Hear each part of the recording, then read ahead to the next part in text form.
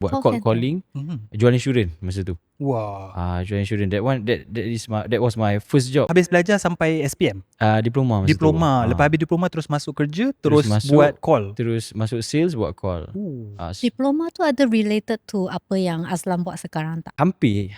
Because that time I study diploma in multimedia business computing. Okay. Tapi that one is e-commerce lah. E-commerce kan dulu sebelum ada social media kan, kalau nak menjual biasa kita pakai website. Kan. So that's why masuk sales. Sebab sales dia satu, dia punya earning potential dia agak tinggi.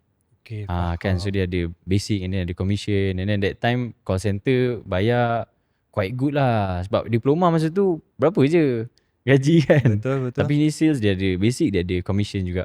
So that was my first job lah. Call orang jual insurance. Call orang, list dia tu memang company yang bagi ke ataupun Azlan kena cari dia punya list? List, dia punya leads tu provided. Memang dah ada dah. Tapi tak senang juga nak persuade orang over the phone. Betul, sebab dia through phone kan. So it's a very new thing lah.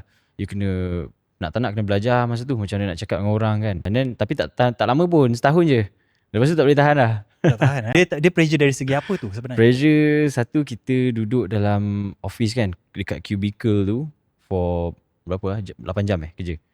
For 8 hours kita duduk kat situ and then call non-stop. And then kita kena push dengan boss.